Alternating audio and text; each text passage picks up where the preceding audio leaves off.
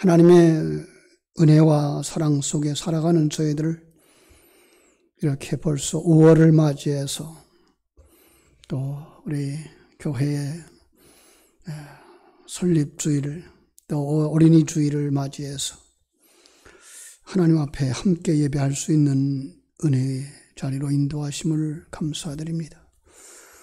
코로나19라고 하는 환경 속에서 우리가 참 잔치다운 잔치를 하지는 못하지만 이 자리가 복된 자리가 되게 해주시고 다시 한번 하나님께서 이 교회를 세우신 목적을 되새김질하며 하나님께서 이 땅 위에 어린이 주일 그리고 5월 달에 이 가정의 달을 주신 이유를 묵상함으로써 이 험악한 시대 속에서 나는 어떻게 살아야 될 것인가 묵상하고 하나님 앞에 깊은 은혜를 구할 수 있는 시간들을 되게 하여 주시옵소서. 주님께서 함께 해주시기를 간절히 소원하며 거룩하신 예수님 이름으로 기도하옵나이다. 아멘. 할렐루야. 행복하시기 바랍니다. 자, 우리 한번 옆에 사람이랑 이렇게 인사했으면 좋겠어요. 행복하세요. 자, 예, 행복하세요. 예. 비록 마스크로 얼굴은 가렸지만 마음만은 가려지고 막혀지지 않았으면 좋겠습니다. 여러분 가정에서는 부부를 간에 뭐라고 불러나요?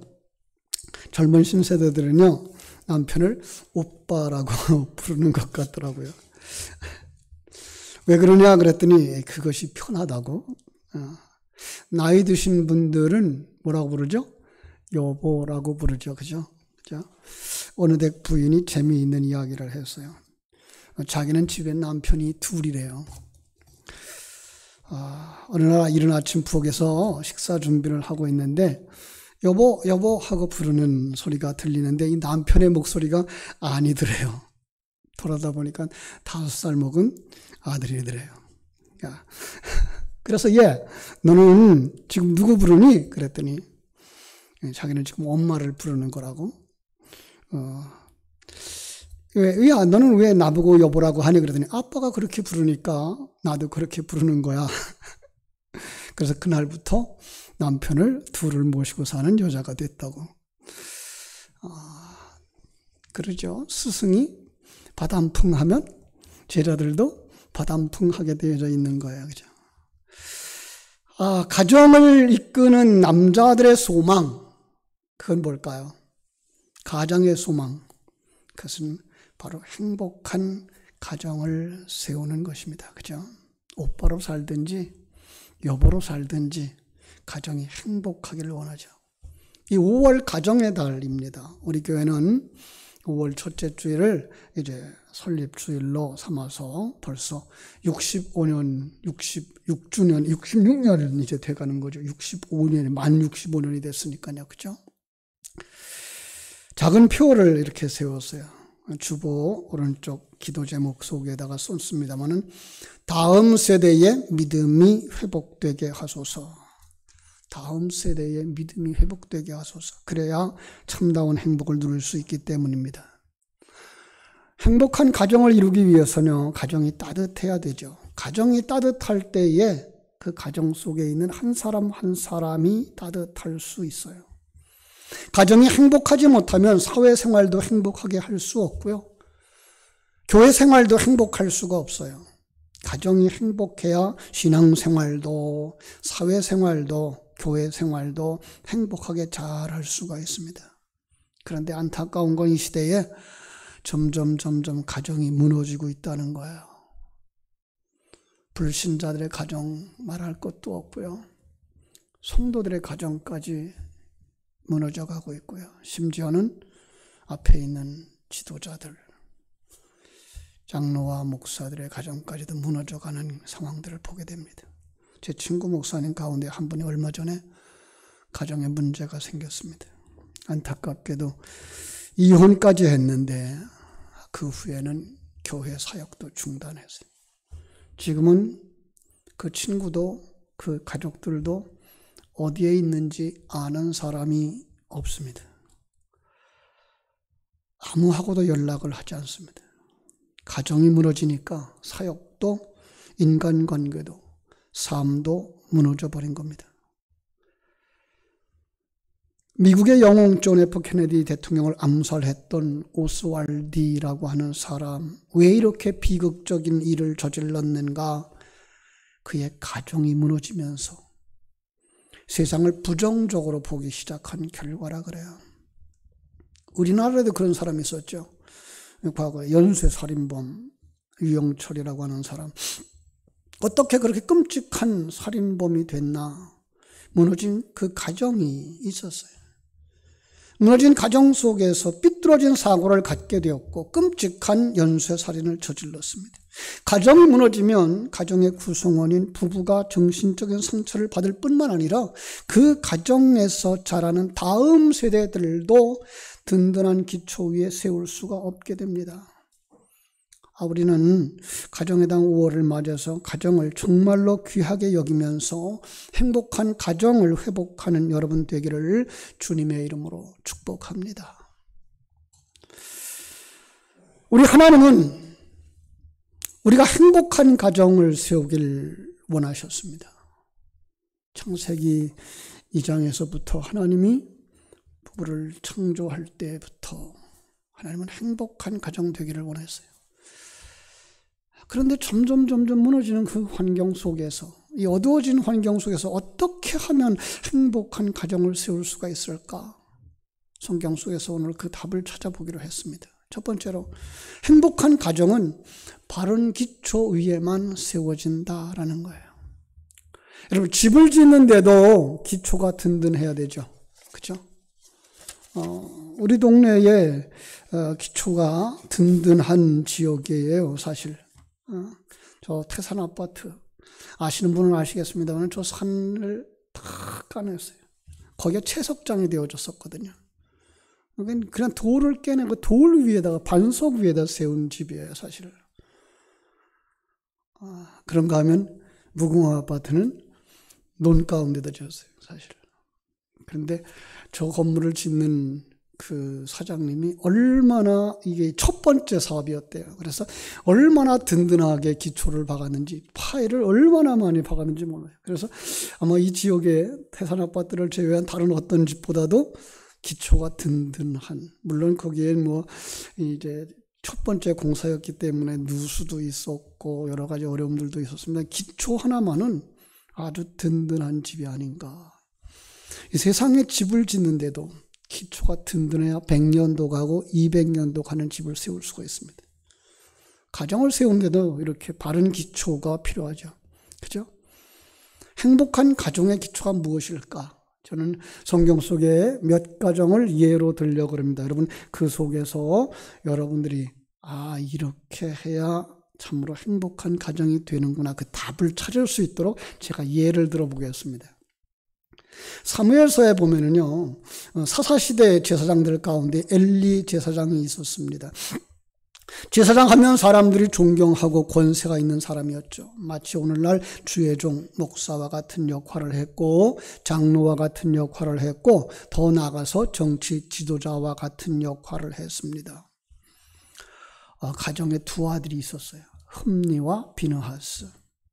이들도 아버지 제사장과 함께 성전에서 여기저기 다니면서 살았고, 성전에서 이 일도 저 일도 도와줬어요. 그런데 안타깝게도 그들의 마음속에 하나님이 없었어요.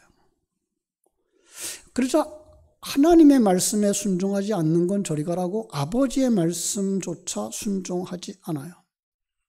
제사장이 무슨 말을 해도 듣지 않아요. 죄를 짓지 마라, 하나님의 영광을 가리지 마라. 그런데도 마이동풍이라 자기 마음대로 행동합니다. 아버지의 권위를 우습게 여겼습니다. 부모를 사랑할 줄도 모르고 존중할 줄도 몰랐습니다. 하나님을 모르니까 종교인으로 살았습니다.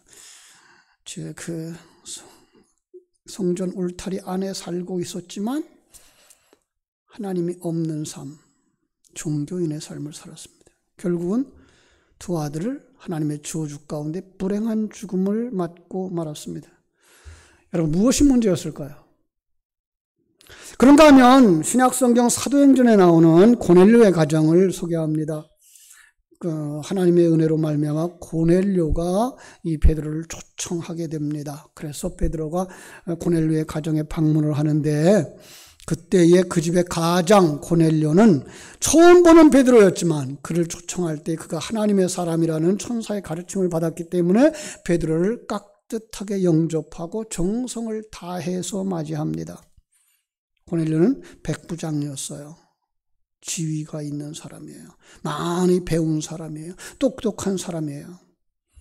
반면에 베드로는 어떤 사람이에요? 어부 출신이에요. 무식한 사람이에요. 힘없는 사람이에요. 그러나 그를 업신여기지 않고 베드로를 정중하게 맞이했습니다. 그리고 그 자리에 온 가족이 다 모여서 베드로를 통해서 전달되는 하나님의 말씀, 설교를 듣고서 온 가족이 함께 예수님을 영접하고 하나님의 복받는 행복한 가정을 만들었습니다. 원인이 무엇이었을까요? 자, 한 사람 더 만나보겠습니다. 룻기서에 나온 나오미, 그렇죠? 그가 걸어온 길을 간략하게 소개합니다. 그는 본래 떡집이라고 불리는 베들레헴에서 남편도 있었고 두 아들도 있었고 행복하게 살았습니다. 그런데 흉년이 오자 고향을 떠나 모압 지방으로 내려갑니다. 마치 신앙생활 잘하던 사람들이 코로나19가 오자 지금 예배당을 떠나서 흩어지는 모습과 같은 겁니다. 안타깝게도 거기서 남편을 잃고 두 아들도 잃고 세 여자만 남습니다. 그런데 소문이 들립니다. 베들레헴에 양식을 주셨다는 거예요, 하나님이. 이 시어머니 나오미가 다시 고향으로 돌아가려고 두 며느리에게 이야기합니다. 얘들아, 너희들이 각자 고향으로 돌아가서 새 출발하거라. 첫 번째 며느리 오누라바는 그 말을 듣고 즉시로 자기 고향에 가서 새 출발하기로 했는데 둘째 며느리 룻은 어머니 혼자 어떻게 가십니까? 어머니께서 가시는 곳에 나도 가고 어머니께서 유숙하는 곳에 나도 유숙하겠습니다. 어머니의 하나님이 곧 나의 하나님이 되십니다. 죽기 살기로 나오미 치마복을 쥐고 눕지 않습니다. 그래서 베들레헴으로 돌아왔습니다. 하나님의 은혜 속에서 룻은 보아스를 만나고 그와 결혼해서 아들 자손을 낳고 행복한 가정을 세웠습니다. 여러분, 이 세 사람의 이야기를 들으면서 행복한 가정의 기초는 무엇이어야 한다고 생각이 드십니까? 그렇습니다. 바른 신앙입니다. 제가 자주 사용하는 예화를 하나 할까요? 결혼을 앞둔 청년들에게 제가 에베소 5장 22절로 6장 4절까지의 말씀을 가지고서 행복한 가정을 세우는 청사진을 그려줍니다. 행복한 가정, 집을 그려주는데요. 처음으로 그리는 부분이 어딘지 기억이 나십니까? 기초석입니다. 반석을 세워줍니다. 같은 신앙, 반석이신 그리스도를 기초로 삼아서 아내를 사랑하는 남편의 기둥, 사랑입니다. 그리고 남편에게 순종하는 아내의 기둥, 순종입니다. 이것이 바로 행복한 가정의 첫걸음이라고 설명합니다. 우리 모두 이 신앙을 가진 사람들인 줄로 믿습니다. 한번 물어보겠습니다. 여러분, 예수님을 믿으시나요? 여러분, 가정의 기초가 예수 그리스도이십니까? 그렇다면 여러분, 가슴에 손을 얹고 한번 생각해 보십시오.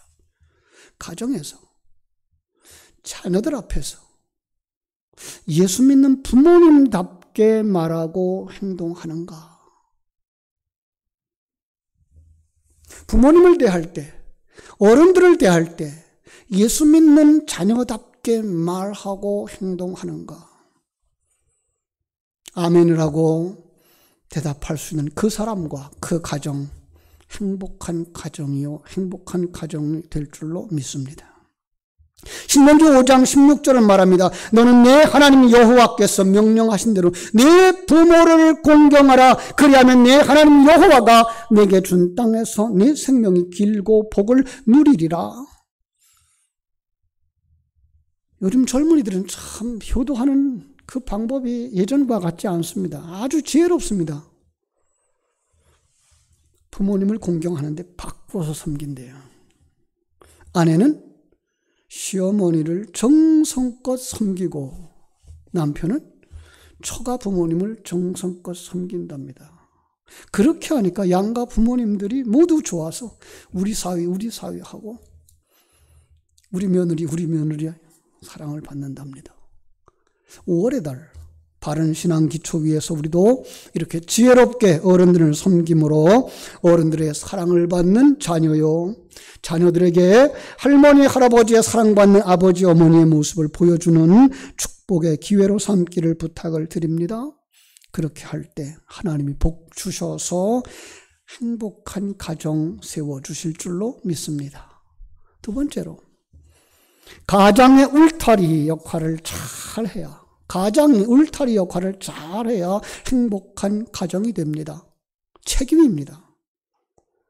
창세기 19장을 보면 롯이라고 하는 남자가 가장이 있었습니다. 그가 가정을 이끄는 모습이 나오는데 안타깝게도 그는 온 가족을 이끌고 죄악이 관영한 소돔과 고모라 땅으로 들어갑니다. 그것도 화려했습니다. 그 부유했습니다. 사람들이 흥청망청했습니다. 그렇지만 죄악이 가득하여 하나님을 섬기기 어려운 곳이었습니다. 롯은 그것을 알면서도 욕심에 이끌려 가정들을 이끌고 죄악 속으로 이사를 간 겁니다. 아니 이사해서 그런 사람들과 하나가 된 겁니다. 결과가 어떻게 됐습니까? 죄악이 만연한 그곳에 하나님의 심판이 임했고 롯은 가족과 함께 탈출하다가 아내는 소금기둥이 되고 말았습니다. 그리고 두 딸과 그곳에서 배운 대로 살다가 훗날 망신을 당하는 가정이 되고 말았습니다. 가장 한 사람이 가족을 잘못된 방향으로 이끌어서 온 가족이 고통과 불행의 몸살을 앓고 마는 것입니다. 여기 가장에 막중한 책임이 있는 것입니다.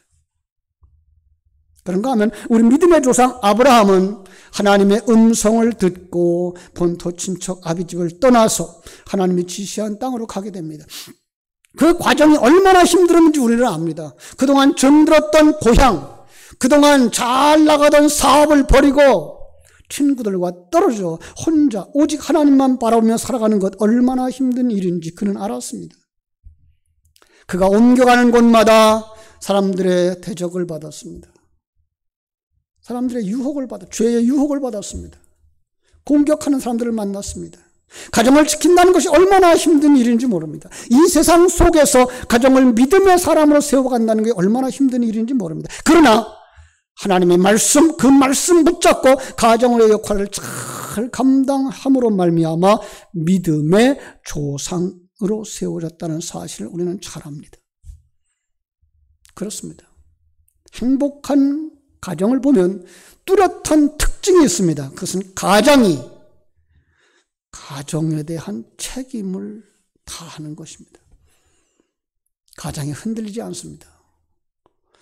가장이 정신적으로 견고합니다. 삶에 있어서도 건강하고 생활에 있어서도 신앙에 있어서도 깨끗하고 신실합니다. 가장이 가정의 울타리를 잘 합니다.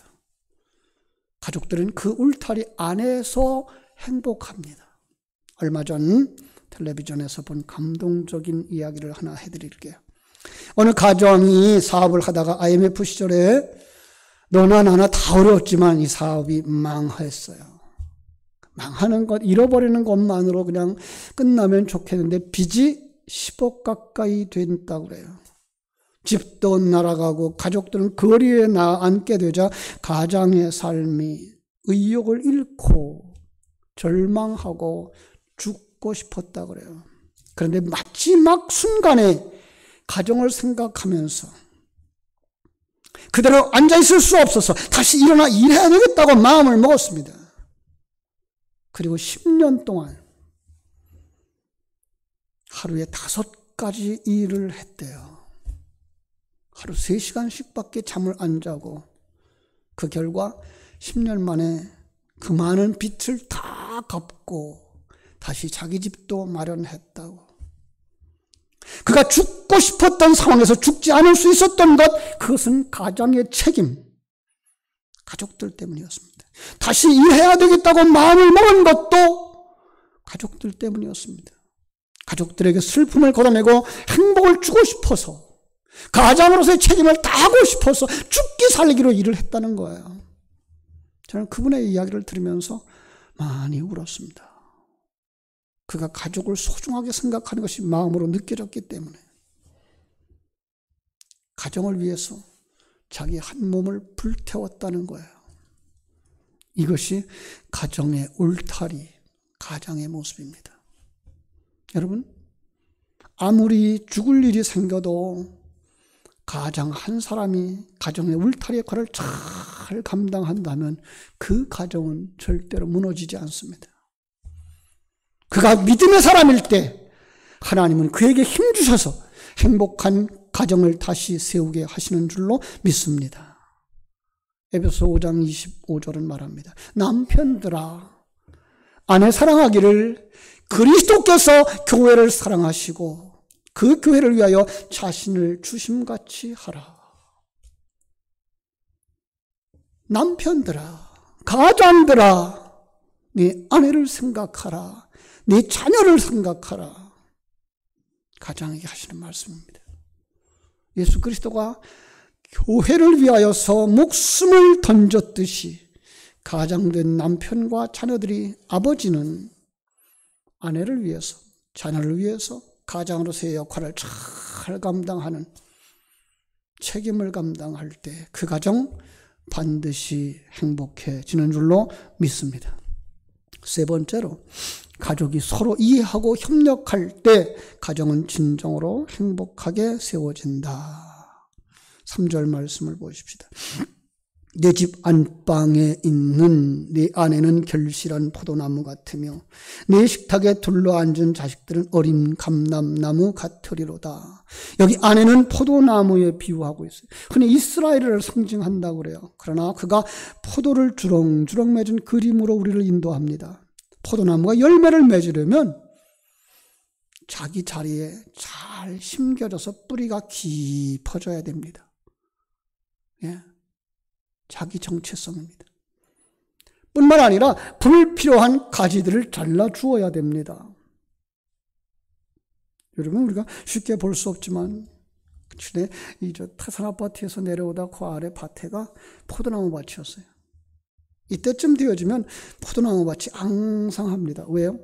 그 지난해 여름에 뻗쳤던 그 가지들 다 잘라서 요만큼만 남겨놔요. 거기다가 새싹이 2, 3개만 나올 정도로 다 잘라버립니다. 그래야만 거기서 튼실한 새싹과 가지가 나오게 되고 거기에 튼튼한 열매가, 탐스러운 열매가 맺히게 되기 때문입니다. 절제입니다. 그리고 햇빛을 잘 받도록 이렇게 예쁘게 펼쳐줍니다. 하나님을 바라다보는 신앙입니다. 누가 그 일을 해야 됩니까? 어머니입니다. 가정에서 남편을 세우며 자녀를 건강한 사람이 되도록 이끄는 역할, 중요한 역할, 어머니를 통해서, 여기서 하나의 중요한 주제를 찾을 수 있는데, 자기 역할에 충실한 아내, 자기 생활에 충실한 어머니의 역할, 무엇보다 중요하다라는 거예요. 잠언서에서는 그런 어머니를 현숙한 어머니, 현숙한 여인이라고 말합니다. 그 현숙한 여인의 가치를 잠언서 31장 10절은 이렇게 말합니다. 누가 현숙한 여인을 찾겠느냐? 그 값은 진주보다 더하니라. 현숙한 어머니, 현숙한 여인의 가치, 요즘 말로 말하면 다이아몬드보다 더 귀하다 합니다. 보석 가운데 가장 소중했던 보석입니다. 28절로 29절에 보면은 그는 가정에서 얼마나 대접을 받고 사랑을 받는지 이렇게 이야기합니다. 그의 자식들이 일어나 감사하며 그의 남편은 칭찬하기를 덕행 있는 여자가 많으나 그대는 모든 여자보다 뛰어나다 하느니라. 현숙한 어머니는 온 가족의 신뢰를 받아요. 칭찬을 불러일으켜요. 알기 쉬운 표현으로 표현한다면 남편을 세워주는 아내. 성경에서는 현모 양처가 많이 나와요. 모세를 모세 되게 만들었던 어머니 요게벳, 사무엘을 사무엘 되게 만들었던 어머니 한나. 그런가 하면 룻과 보아스를 만나도록 이끌어 주었던 나오미, 수넴 여인, 수로보니게 여인 등등 그들을 모두 믿음 위에 서 있는 여인이었고 가정 속에서 어머니의 역할, 아내의 역할을 충성스럽게 잘 감당한 여인들이었습니다. 잠언서는 그들을 부지런한 여인이라고 말합니다. 현숙한 여인은 부지런한 여인이다. 부지런히 손으로 일하고 일찍 일어나고 밤늦게까지 등불을 끄지 아니하고 게을리 얻은 양식을 먹지 아니한다고 했습니다. 정리하면 자기 자리를 잘 지키는 어머니, 아내로서의 여인, 마치 영화 감독처럼 가족을 자기의 자리에 세울 줄 아는 그리고 가정을 움직여가는 영화 감독으로서의 어머니입니다. 여러분, 하나님이 여인을 왜 창조했는지 아십니까? 남자를 돕는 배필로. 그러니까 많은 사람들이 남자가 머리고 여자는 그만도 못하더라고 생각하는데요. 여러분, 여인이 돕는다 그러세요. 도움을 줄 수 있는 사람이 클까요? 도움을 받는 사람이 클까요? 도움이 줄 수 있는 사람이 큰 겁니다. 하나님은 여인들을 그렇게 잘 만들어 놓은 거예요. 남자를 머리에 세우고 자기 자리에 들어갈 때 그 가정 속에 자녀들이 자리가 있어요. 그런데 오늘날 너무나 많이 동등한 권리, 동등한 어쩌고 그래서 여인들의 자리가 점점 높아지면서 가정 속에서 자리매김을 잘 못해요. 그렇게 씨름하는 순간에 자녀들이 부모님 머리 위로 올라가는 이런 참 어그러진 가정들이 많은데 누구 책임이에요? 어머니 책임이에요. 그렇죠? 어머니는 서로 잘 협력해서 가정을 행복하게 이끌어갈 수 있는 축구 경기장에 한 팀을 움직여가는 코치와 같아요. 가정을 가꾸는 일도 부지런히, 공부하는 일도 부지런히, 직장생활도 부지런히, 자신만 부지런히 일하는 게 아니라 자녀들을 부지런히 성실근면하도록 가르치고 남편을 세워서 참 부지런히 가정과 직장에서 일하도록 세워주는 아내인 것입니다. 여기 저는 한 가지 더 플러스하고 싶은 게 있어요. 바로 여인은, 어머니는 영적인 가장의 역할이다라는 거예요. 신앙생활을 잘하는 여인들 가운데에 안타깝게도 아직 남편이 예수님을 몰라서 신앙적인 가장 역할을 잘하지 못하고 있어서 안타까워하는 분들을 만나게 됩니다. 혹은 가장이 먼저 하늘나라로 가셔서 어머니 된 자신이 가장의 역할을 해야 한다고 말하기도 합니다. 그분들에게 이 시간을 빌려서 격려하고 칭찬하고 그리고 그분들의 오른손을 높이 들어서 드리고 싶습니다. 당신이 그 가정의 가장입니다. 영적인 가장입니다. 아주 지혜롭게 믿음 없는 남편을 세우는 믿음의 가장이 되시고 자녀들을 잘 이끌어가는 책임지는 가장이 되시기를 주님의 이름으로 축원합니다. 바보 온달을 장군으로 만드는 평강공주들이 되시기를 주님의 이름으로 축원합니다. 이 코로나19 바이러스 시대를 살아가면서 가정 안에 갈등과 분쟁이 많아지고 있다고 합니다. 성도들의 가정은 그러나 내가 주인이 아니고 하나님이 주인이 된 가정이기 때문에 가정에 사랑과 화목이 있도록 서로 협력하는 마음에서 사랑으로 세워지는 가족이 되실 때 그 속에서 자라나는 자녀들은 행복하게 건강하게 가정생활을 감당하고 사회생활을 감당하고 신앙생활을 감당하게 될 줄로 믿습니다.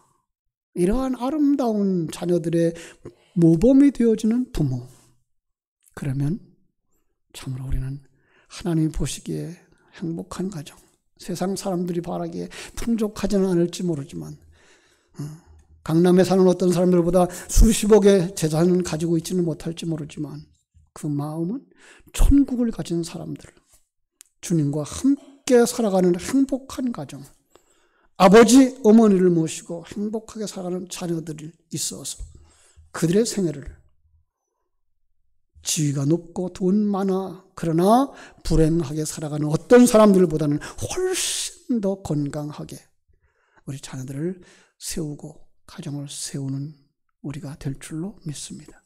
그 자리에 여러분들이 서 있다는 사실을 잘 묵상하시고 이제는 내가 어떻게 그 역할을 잘 감당함으로써 하나님이 기뻐하는 행복한 가정을 세울 것인가를 결단하는 믿음의 사람들 되시기를 주님의 이름으로 축원합니다. 기도하겠습니다. 하나님 우리 아버지, 하나님의 크신 사랑과 은혜를 감사하고 감사합니다. 5월은 가정의 달입니다. 참으로 행복한 가정을 세우라고 말씀하시는 주의 음성을 바라다 봅니다. 여호와를 경외하며 그의 길을 걷는 자들이 복되다 하셨는데 아버지 하나님이여 바른 신앙의 기초 위에 세워질 수 있는 가정들 되게 하여 주시옵소서. 그 속에서 가장의 역할이 얼마나 중요한지 알게 해주셨습니다. 울타리입니다. 뿐만 아니라 그 가장의 울타리 안에 행복의 싹을 틔우고 꽃을 피울 수 있는 사람은 바로 어머니요 또한 아내인 줄을 믿습니다. 그래서 서로 협력하고 이해하고 사랑할 수 있도록 알콩달콩 다듬어가는 역할을 어머니들이 아내가 감당할 수 있도록 우리 하나님 축복하셔서 도움을 받길 원하고 자기만 알아달라고 하는 이런 관계 속에서의 깨지고 부서지는 가정이 아니라 서로 세워주고 서로 사랑하면서 하나님의 뜻을 알고 하나님의 뜻을 따라 아름답고 행복한 가정을 세워갈 수 있는 복된 성도들 되게 하여 주시옵소서. 지금까지 지내온 것이 하나님의 크신 은혜인 줄을 깨달아 알고 거기서 감사의 조건들을 찾아내면서 하나님 앞에 영광을 돌릴 수 있는 복된 성도들, 행복한 가정을 세우는 성도들이 다 되게 하여 주시옵소서. 예수님 거룩하신 이름으로 기도하옵나이다. 아멘.